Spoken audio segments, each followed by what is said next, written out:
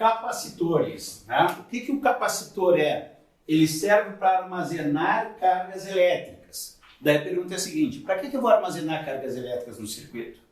Já caiu no Enem uma questão sobre o flash da máquina fotográfica, que naquele momento a gente tem uma explosão de luz e aquilo ali consome muita energia. Então o capacitor vai sendo armazenado e quando o flash é disparado, o capacitor manda as cargas. Então isso é uma das aplicações do capacitor. Então a finalidade dele é armazenar cargas elétricas. Em outros circuitos elétricos e eletrônicos ele tem outras funções, na partida de motores monofásicos, nos reatores de lâmpadas, agora a gente está trocando por lâmpadas LED, mas antes tinha um reator dentro do reator. Todo componente eletrônico tem os capacitores. A principal finalidade de um capacitor, que é o que na física nos interessa, é essa questão de armazenar. Para que serve armazenar no circuito? Para quando precisar, tu utilizar. É o mesmo funcionamento que se tem de uma caixa d'água em cima das casas. Para que serve a caixa d'água em cima da casa? Que é um reservatório. Quando faltar água, eu vou utilizar a água daquela reserva. Então o capacitor tem mais ou menos essa função. E dá para fazer outras analogias. Por exemplo, um capacitor tem uma capacidade de armazenamento, assim como a caixa d'água na casa de vocês também tem. Alguns têm caixa d'água de 250 litros, outros têm caixas d'água de 500 litros, outros têm caixas d'água de 1000 litros. Qual é a diferença da capacidade de uma caixa d'água para outra? O tamanho. Aumenta o tamanho, aumenta a capacidade. O capacitor a gente vai ver na sequência que também depende do tamanho. Quanto maior o capacitor, mais cargas eu vou poder armazenar. E outra característica que tem, que a capacidade de um reservatório é uma constante. A capacidade de uma sala de aula é uma constante. A capacidade de um capacitor também é constante. Por exemplo, a capacidade de uma caixa d'água de 1000 litros. Não interessa que a boia está baixa e tenha 800 litros. A capacidade continua sendo de 1000 litros. A sala de aula cabe em 40 alunos. Mas eu matriculei 30 alunos, sobraram 10 classes, eu tenho 30 alunos, mas a capacidade da sala continua sendo para 40 alunos. Então o capacitor também tem uma capacidade que é constante do capacitor. Estou começando a falar sobre capacitor e já estou dando essa informação que é bem importante, que a capacitância é uma constante do capacitor. Bom, o primeiro capacitor que a gente vai estudar é o capacitor plano, ou capacitor de placas planas.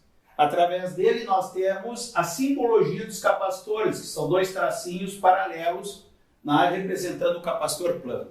O capacitor plano eu costumo dizer que é um capacitor didático, é só para a gente aprender fisicamente. Na prática, um capacitor plano ocuparia muito espaço no circuito.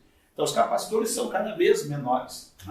Numa placa mãe do computador, os capacitores são extremamente pequenos. Bom, o capacitor plano ele é formado por duas placas paralelas. Essas placas são condutoras. Essas placas aqui, elas são condutoras, são chamadas de armaduras. Armaduras, certo? Bom, como uma caixa d'água, quando se compra numa loja de materiais de construção, ela não vem com a água dentro. Tu compra a caixa d'água e tu liga na instalação hidráulica para te poder armazenar a água lá dentro. O capacitor da mesma forma, ele vem descarregado. Para mim carregar um capacitor, eu tenho que ligar ele numa DDP, numa diferença de potencial. Nós vamos chamar mais adiante de tensão elétrica, voltagem. Aonde é que eu encontro essa voltagem para ligar um capacitor? Nas pilhas, nas baterias. A gente observa que pilha e bateria tem positivo e negativo. Isso é uma característica da fonte de tensão contínua, de corrente contínua. A gente está gravando aqui e a gente precisa, para a filmadora que a gente está utilizando, nós precisamos circular uma corrente elétrica. E tem capacitores também dentro da máquina que a gente está utilizando. E para isso a gente precisa de bateria. É o nosso drama de hoje. A gente fica mais tempo parado esperando carregar a bateria do que realmente dar aula. Para ver como é tão ligado no nosso dia a dia essa questão de baterias, de capacitores, coisa e tal. Bom, o que acontece? Liga a bateria, que tem o terminal positivo e negativo. O terminal positivo é o maior, eu ligo numa das placas, e o terminal negativo é o menor, que eu ligo na outra placa. Quando eu faço isso, eu armazeno cargas positivas e cargas negativas. O que nós observamos nos capacitores? Nós observamos nos capacitores que as cargas a carga total é nula. É nula. Ah, mas professor, como é que eu vou saber se o capacitor está carregado ou descarregado se a carga total dele sempre é nula? Se convencionou que a carga de um capacitor, simplesmente a gente fala quanto que ele tem na placa positiva. Observe que essa placa tem 4 cargas e essa aqui também 4 cargas. O total daria 0. Mas a carga desse capacitor é equivalente às 4 cargas positivas. Também eu não posso deixar tocar uma placa na outra. Por quê? Uma placa positiva, outra negativa, se eu toco, as cargas negativas vão para o lado positivo e neutraliza o capacitor. Se diz que o capacitor entrou em curto. Para evitar isso, se usa um isolante no meio das placas e esse isolante tem um nome específico. Esse isolante é chamado de dielétrico. É chamado de dielétrico. Observe que esse dielétrico está entre as placas. Existe uma distância entre as placas do capacitor e a área onde é colocada as cargas elétricas. A capacidade de armazenamento, eu falei que depende do tamanho. Então, uma sala de aula, nós aqui onde estamos filmando, nós temos uma sala de aula que cabem 36 cadeiras. Essa é a capacidade. Ah, mas eu queria botar 50. Não dá. A gente está num prédio aqui que não tem como quebrar a parede. Mas se eu tivesse como quebrar uma parede e juntar 2 salas, eu aumentaria a capacidade de alunos dentro da sala. Em vez de 36, eu colocaria, sei lá, 50, 60 alunos, conforme o espaço que eu arrumaria. Quanto mais área eu tiver, mais alunos eu consigo colocar. O capacitor funciona da mesma maneira. Quanto maior a placa, mais cargas eu consigo armazenar. Então, se eu dobrar o tamanho da área, eu dobro a quantidade de carga. Por isso que a capacitância é diretamente proporcional à área do capacitor. E esta distância aqui, ó, entre as placas é importante. Porque nós já vimos na força elétrica que diminuindo a distância, a força elétrica aumenta. Então, o que vai acontecer se eu diminuir essa distância aqui? A força elétrica aumenta e eu tenho um armazenamento maior. Então, a capacitância é inversamente proporcional à distância do capacitor. Bom, para mim ter esse sinal de igualdade, eu preciso ter uma constante de proporcionalidade. Esta constante, ela vai depender do meio que eu colocar entre as placas. Ou seja, vai depender do dielétrico do capacitor. Esse zero, para o vácuo, tem valor de 8,8 vezes 10 dá menos 12 Faraday por metro, certo? Então, Faraday vezes metro. Vai passar metro aqui, metro quadrado, Faraday por metro, como eu tinha colocado. Tá? Então, nós temos aí o valor do epsilon zero. Tá, mas isso aqui é para o vácuo. E se tiver um dielétrico, o que acontece? Eu já criei uma situação de problema que é bem comum aqui, ó, um capacitor vazio e eu colocando um dielétrico para ver o que acontece. Antes disso, a gente vai ver esta capacidade de armazenamento, que é chamado de capacitância. A capacitância é chamado de capacidade. Para mim armazenar cargas elétricas no capacitor, eu preciso aplicar a diferença de potencial, eu preciso ligar na pilha, eu preciso ligar na bateria. Então, quando eu ligo na bateria, me aparecem cargas elétricas. O importante é a gente saber que eu, querendo aumentar o número de cargas elétricas no capacitor, eu tenho que aumentar a DDP. Vamos botar um exemplo numérico só para a gente perceber. Bem simples, só para aprender. Se eu botar 10 volts, eu tenho 2 microcoulombs. Tudo bem? Apliquei 10 volts, 2 microcoulombs de carga. Agora eu resolvi colocar 30 volts. 30 volts é 3 vezes mais a tensão. Consequentemente, isso passa para 6 microcoulombs. Aumentou 3 vezes o U, aumentou 3 vezes o quê? Quando isso acontece na matemática, que aumentando uma grandeza e a outra aumenta na mesma proporção, nesse caso aumentou 3 vezes uma, aumentou 3 vezes a outra, se diz que elas são diretamente proporcionais. O sinal de diretamente proporcional é esse alfa aqui. Para mim trocar esse sinal de diretamente proporcional com esse sinal de igualdade, só que eu preciso de uma constante. O que eu falei que era constante no início da aula? Que eu falei que era importante? A capacitância. Então eu vou botar o C aqui. Então eu tenho que Q igual a C vezes U. Pessoal, essa fórmula dos circuitos elétricos envolvendo capacitores certamente tu vai precisar que o Q é C vezes U. Bom, a gente está falando em capacitância, não é? E quando aparecer eu preciso saber a unidade da capacitância. A unidade da capacitância é o farad. Só que um farad é muito grande. Daí eu preciso dos prefixos, né? Para mostrar que ele é mais pequeno. Então eu tenho milifarad, eu tenho microfarad, eu tenho nanofarad, eu tenho picofarad. Um mili, prefixo mili é 10 a menos 3. Micro, 10 a menos 6. Nano, pensa assim, nano, nono, 9, 10 a menos 9. E o pico, 10 a menos 12. O que mais aparece comercialmente é o microfarad. E nas questões também vai aparecer mais o microfarad. Eu falei que ia trazer para vocês uma situação de problema aqui, que parece ser bem complicada. Eu tenho um capacitor vazio dentro, e eu vou colocar dentro dele um dielétrico, ou seja, um isolante. E o que vai acontecer? Daí o aluno fica meio perdido. E agora? O que mudou? A gente vai resolver o contrário. O que não mudou? O que é igual nas duas situações?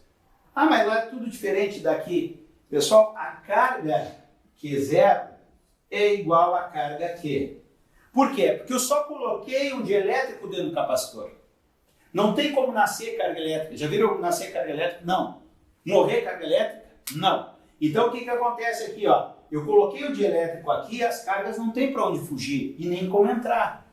Então há a conservação das cargas. As cargas são iguais. Daqui eu vou chegar à conclusão o que vai acontecer com a capacitância e com a diferença de potencial. Eu falei que essa fórmula é importante. Então eu vou pegar aqui que o Q é igual a C vezes U. Pessoal, o que é igual nas duas? É o Q. Se o Q é igual, só para facilitar, eu vou passar o U dividindo. Se o Q é igual, eu tenho que, passo o U dividindo, eu fico que C é igual a Q dividido por U.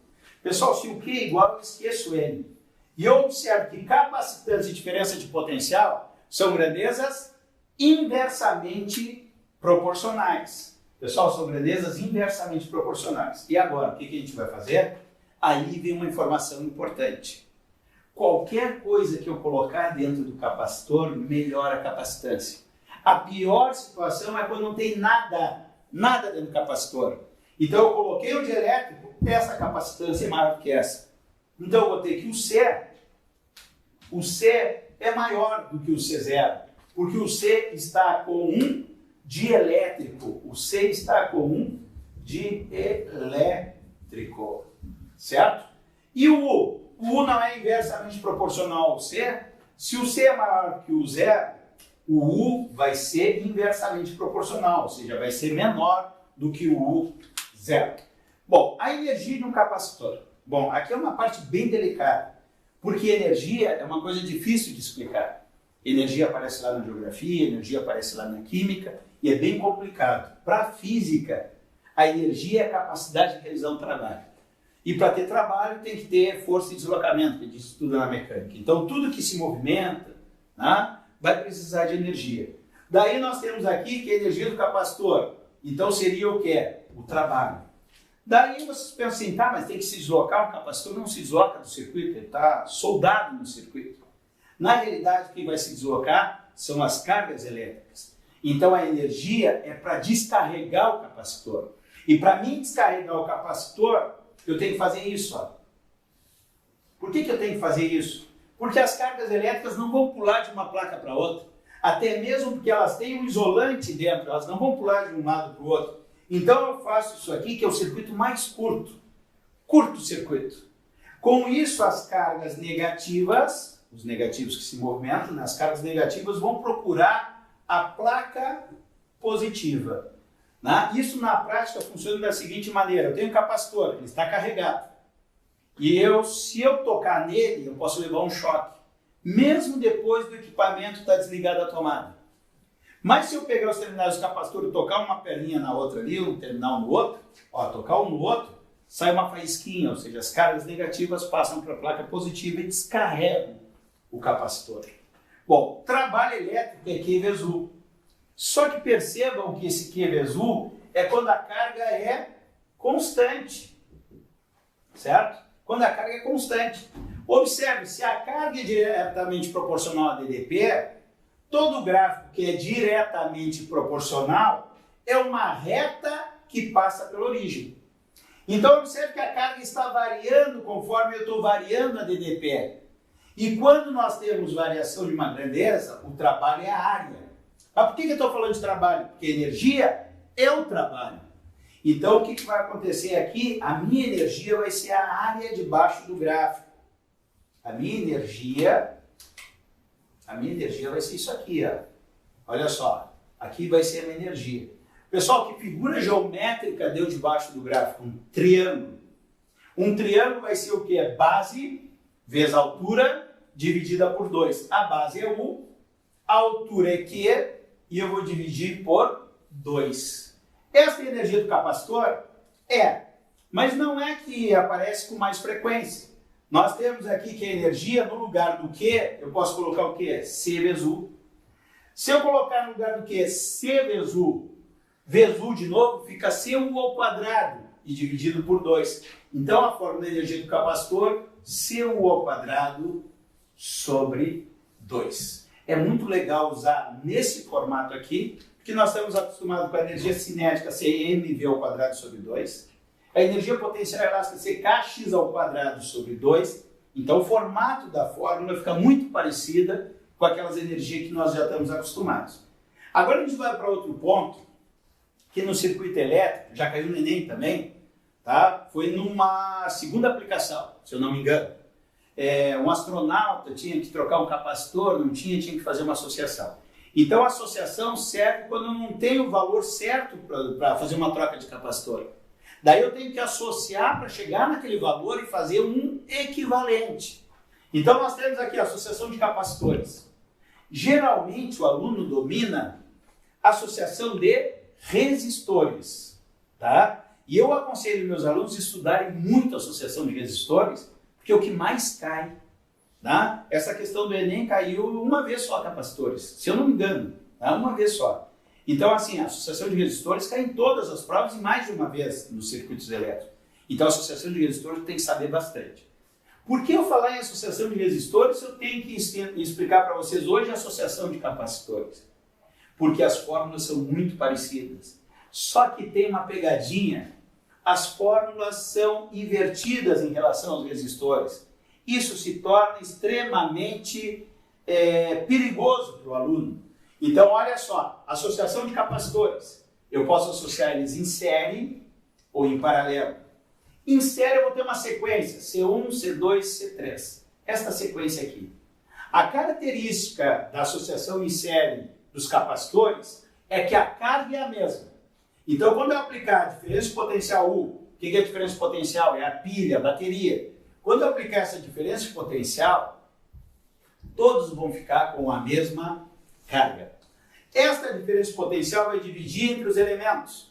Por exemplo, 12 volts. Vamos botar uns valores aqui só para a gente entender. 12 volts. Eu posso dizer que eu tenha 2 volts aqui, 6 volts aqui e 4 volts aqui. Posso ou não posso? Vai lá, 6 mais 4, 10. Com 2 dá os 12 daqui.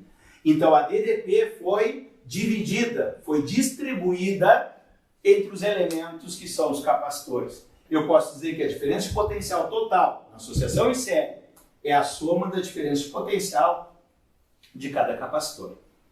Bom, eu tenho 3 capacitores fazendo um determinado serviço no circuito.